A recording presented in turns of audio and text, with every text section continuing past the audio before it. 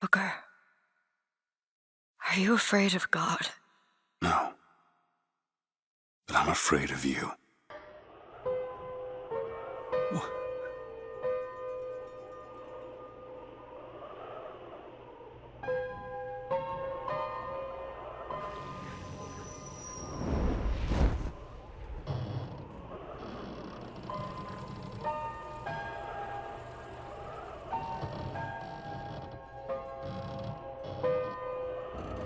Let's face it, Irrational Games' Ken Levine has a knack for writing self-indulgent, creepy old guys with utopian delusions. We saw it in BioShock, and we're seeing it again in this year's BioShock Infinite. It's been 6 long years since Irrational Games' proper follow-up to their 2007 knockout hit. The studio went through a rocky, long-winded development cycle to create BioShock Infinite, and many were left to think that perhaps Irrational was stacking its cards too high, and that the end result would more than likely fall flat and fail to live up to the first entry's high reputation.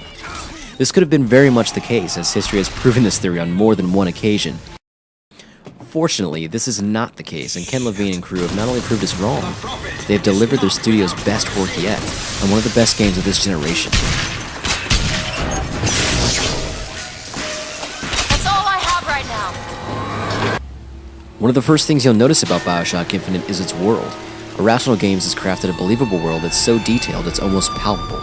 Where we first entered Rapture amidst its destruction and downfall at the bottom of the ocean, we now arrive in Columbia, high above the clouds with it dressed in its Sunday best. The year is 1912, and Columbia is a city in the sky on the brink of discovery and technological advancement, a sharp contrast to Rapture's underwater dystopia that we've all grown used to. The sun's shining bright, kids are playing, citizens greet you with a smile, the birds, heck, and the buildings are flying. From an outsider's perspective, it's as close as one can get to the picture-perfect representation of an American dream that never really was. Around every corner is a piece of Columbia's rich history, and Irrational's ability to tell the world's story with its environmental and art design is an achievement in and of itself. As marvelous a sight Rapture was to look at, Columbia soars, quite literally, above and beyond its predecessor in its level design. BioShock's signature Art Deco style has now been exchanged for a steampunk look that's both fresh and familiar, fitting the time period well. Colors are super saturated, and they do really well to sell a larger-than-life image that's almost impossible to get over. There were times when I caught myself stopping dead in my tracks and staring in amazement at the environment. Rapture was a beauty to behold, but its setting was simultaneously its biggest attraction and downfall. Traveling attributed to pretty much nothing more than going from corridor to corridor, with battles taking place in the larger, more open rooms. With Columbia, gone are the limited hallways of Rapture.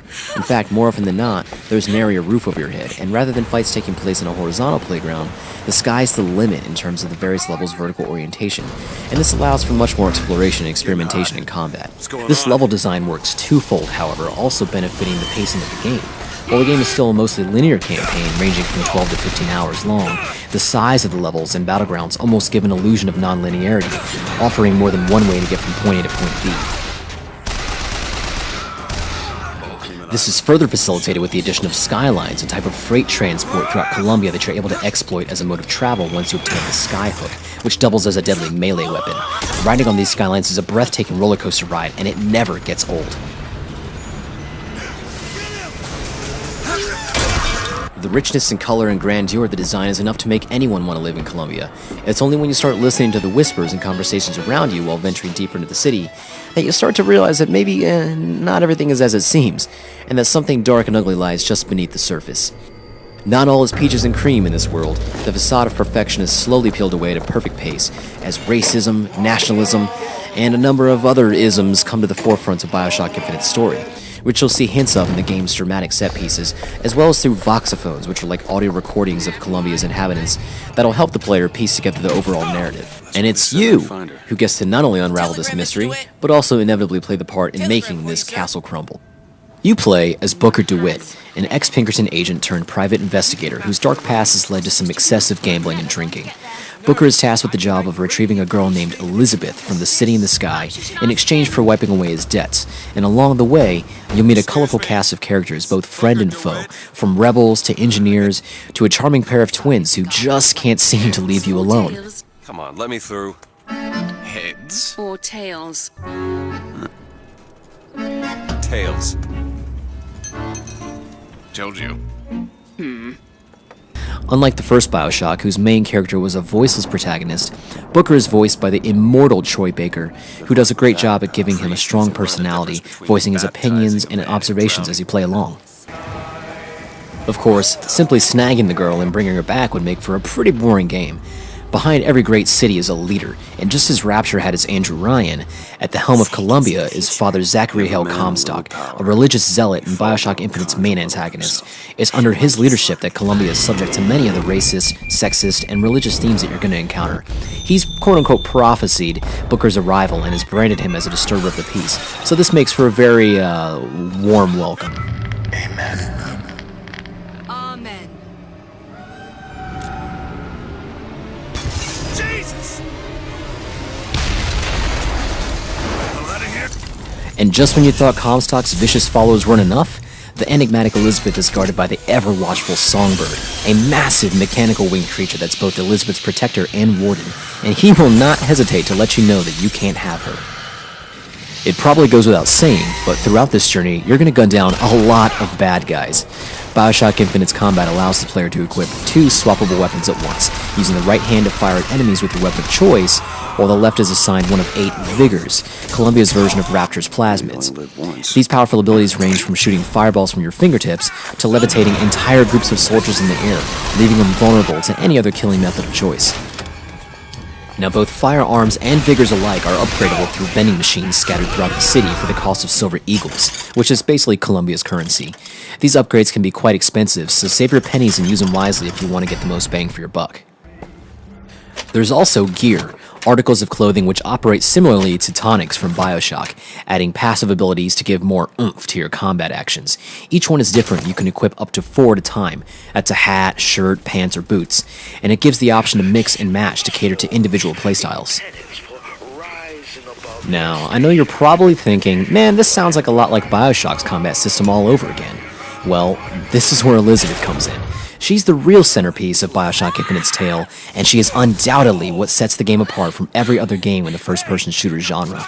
Not only is she central to the story, but she also plays a major role in how combat works this time around, and will be by your side for the majority of the game. Irrational Games has put forth a lot of effort making sure she didn't fall to the wayside and end up as another generic AI-controlled companion. Elizabeth is smart, and it shows. Are you out of ammo? She'll yell out to you in the middle of a tense shootout and toss you a clip. Do you need to replenish salts to use your Vigors? She's got you covered. For me, she was often my saving grace and can turn the tide of a losing battle in your favor in a way that doesn't feel cheap or overused. Shit. What is that? It's a tear. I used to open them all the time in my tower. What is a tear? Most importantly, like however, is Elizabeth's mysterious ability to open dimensional tears, which allows her to summon more ammo, restorative items, additional cover, and even robotic sidekicks to assist you in battle. While the guns and Vigors aren't necessarily new territory for BioShock veterans, this new additional feature is somewhat of a wild card, and it adds an extra layer of strategy to the combat and ensures that no 2 fights are ever going to be the same. Add in the expansive maps, skylines of Columbia, Vigor combinations, and the Handyman, which is like Big Daddy, and what you have is a recipe for exhilarating combat that never gets old. I found myself reloading some scenes just to see how I could have approached a certain battle differently, and it was just as fun the second time around. Thanks! When you're not in combat, you won't turn around to find Elizabeth blankly staring at you in the face, or stuck against a wall, or any number of faulty AI behaviors we've seen in the past. Instead, you'll find her curiously inspecting objects in the environment, always finding wonder in the world she spent her whole life locked away If you're from. interested, I She'll make spotted comments some and point out supplies over collectible items you may have missed. She'll listen in on others' conversations and assist Booker with locked doors. Courtney Draper's vocal performance of Elizabeth is expressive, convincing, emotional, and most of all, it makes you care. From a technical standpoint, Elizabeth is a stunning achievement, and her companionship throughout the game is one that players will greatly appreciate. There are moments when she and Booker are separated that you can't help but feel like a crucial part of the gameplay is missing, and that is a huge testament to how well she was crafted. Are you real? I'm real enough. Graphically, BioShock Infinite pushes the PlayStation 3 and Xbox 360. The colors are vibrant, and the characters and visual effects are finely detailed, almost pushing the current consoles beyond their capabilities. However, PC is where this game truly shines, and for those of you that have the machine to run it, it is a visual feast that's almost unmatched, which only further makes light of this generation's aging consoles. In addition to its gorgeous visuals, engaging narrative, and thrilling combat, Infinite is also accompanied by a fantastic orchestral soundtrack that punctuates every battle with excitement and adrenaline. The rest of the music is faithful to the period of the game, and there's even a smattering of pop culture and current music references, of which they do a wonderful job of putting a 1912 era spin on.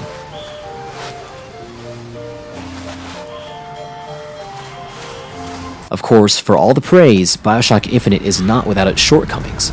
While the environments are gorgeous to look at and grand in scale, the game's lack of an in-game map to assist in navigation is a bit odd. It tries to make up for this with an objective arrow, kind of like Dead Space, and while I appreciate that the guide arrow isn't constantly taking up space on screen, it only ever guides you to the current main objective. This is helpful when you're actually working towards the main objective, but occasionally you'll stumble upon optional objectives to go and find hidden upgrades or gear or a nice stack of money. Now, given the size of some of the areas, this can sometimes prove to be a little confusing when trying to remember exactly where that locked chest or door was, and the use of a map, or even the option of switching which objective the navigation arrow is directing you to, would have been helpful. Fortunately, the ever-helpful Elizabeth will vocally ponder on the location of where you should head for these side missions, so while backtracking could be much more difficult, the inclusion of a map would have certainly sped things up. Maybe that's where we'll find it. Also absent from the game is the inclusion of save slots. BioShock Infinite uses autosave at checkpoints, which can often be quite far apart. If you have to prematurely shut the system off, be forewarned, you may have to play some parts over again if you recently didn't catch a checkpoint. This, of course, could be taken as a good or bad thing, considering how replayable the battles can be. Another thing worth mentioning, while very minor, is that for all of Columbia's exquisite detail and great design, I would have liked to see more variety in the NPC models. This was particularly noticeable during a certain beach level as well as early on in the game. On more than a few occasions, I'd look into a crowd of 3 or 4 people and find each one to have the same exact face and model, like here. I'm a nice set of trunks. And here. And here. Columbia is almost a miracle itself, but unless they miraculously influenced multiple births of twins and triplets, this minor drawback interrupted my sense of belief in a world that Irrational had so convincingly created. Now, none of these criticisms negatively impact the game in a big way, but I do feel that they are worth mentioning. It's fine where it is. One final thing to note is that this is a game that demands patience. For as many questions as you will undoubtedly have throughout the game, those who take the time to explore every nook and cranny will be handsomely rewarded with fragments of an answer to the bigger picture. Players who speed through the game will more than likely miss out on a lot of what Columbia's secrets have to tell, which could be crucial to understanding its complex final message, a shocking ending that left me speechless for the rest of the day, and will be talked about for years and generations to come. What did I do to them? You frighten them. Good. It's always a surprise when a developer can overcome the expectation of making a game better than their last. BioShock Infinite has not only improved on its predecessor, a feat which almost seemed impossible, but it has raised the bar on the video game medium itself. Ken Levine's clever script and creatively woven story writing has cemented him as one of the industry's leading visionaries, and Irrational Games has created a perfect marriage of cinematic narrative and exhilarating gameplay in a way that players won't soon forget. It's been said that this generation of gaming didn't start until the release of BioShock. It was one of the first games to show us that next-generation gaming was more than just pretty graphics. It showed us how a next-generation game is supposed to play and restructured our gaming expectations. With this in mind, it seems almost fitting that as we draw closer to the end of this generation, BioShock Infinite arrives to deliver a proper send-off, and it's one that you should not miss. For more on Elizabeth, floating cities, and hell, sinking cities, head to Platf0rm. Is a better